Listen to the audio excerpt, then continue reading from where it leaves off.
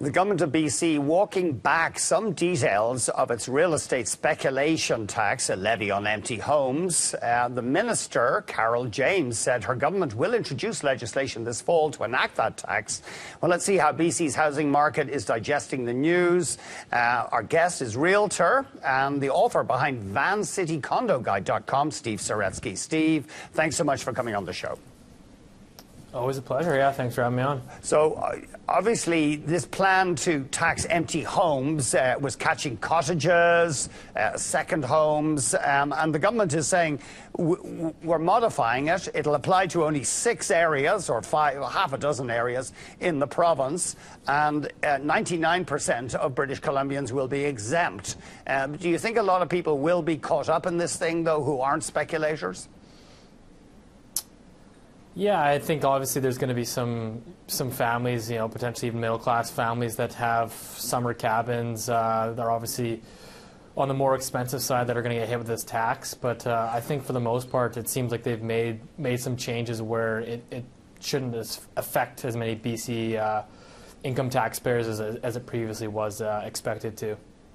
Because they are saying on properties, for example, 400,000 and below, if you're a resident, you'll get a tax credit, so you'll get the tax back. Yeah, so it's basically up to 400,000, and obviously over that you're going to pay. Now it's dropped down from 2% to 0.5%, so I mean, it's a substantial reduction for those BC income taxpayers. However, Canadians who are out-of-province residents, notably Albertans, for example, who have their cottages in Kelowna, they still face a 1% levy. Yeah, so they dropped that from 2% to 1%. So, you know, I mean, obviously, you're looking at if they own, say, a $500,000 condo or single-family home in Kelowna, and you know, you're looking at an extra $5,000 a year. So I mean, that could still add up, and you know, that might encourage some of them to potentially force a forced sale, right? So what do you think? I mean, will this succeed in depressing or deterring speculation? I'm not necessarily sure if it's so much as a speculation tax. I do think it could definitely dampen demand. I mean, right now the single-family market, particularly in Vancouver, is really slow.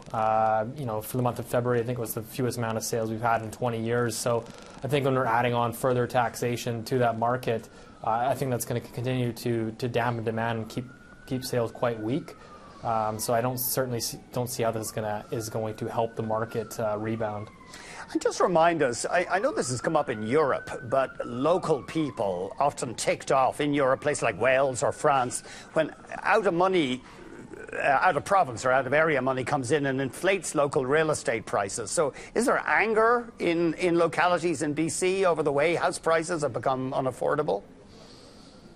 Yeah, I think there's definitely a lot of angst. I mean, particularly amongst the younger generation that is, you know, maybe hasn't been as fortunate to buy in the last 10 years, right? I mean, prices have skyrocketed higher, so I think there is that, you know, it's really becoming more of a closed borders situation where people are becoming more protectionist and looking for the government to really step in and do something about the housing affordability. And so I think they've sent a pretty clear message with the direction they're going. Apparently at one stage when the French built the high-speed trains, rich Parisians could go all over the country and buy up the houses as cottages. The rural French people weren't happy. So this could be a vote winner for the government then, even though the real estate industry doesn't like it. These taxes could be popular with the public? Yeah, I mean, I think it really, again, it just depends on how you lean politically. I mean, obviously people within the real estate industry don't like it. You know, obviously our BC economy is heavily dependent on real estate. So I think that could potentially dampen things, but there's a lot of renters and people that have been priced out of the market, younger people that I think are on board, and these people that voted in the NDP were expecting some changes to the housing market, and they got that, and the NDP has surprisingly stayed quite firm on that stance. So what's going to be, give us an idea of what's happening in the the epicenter obviously is still Vancouver of your real estate market. Has there been any significant sign of softening? Yeah, I think we're definitely noticeable. I mean, like I said, the detached market, I think, throughout Greater Vancouver is very soft right now. Sales are incredibly weak.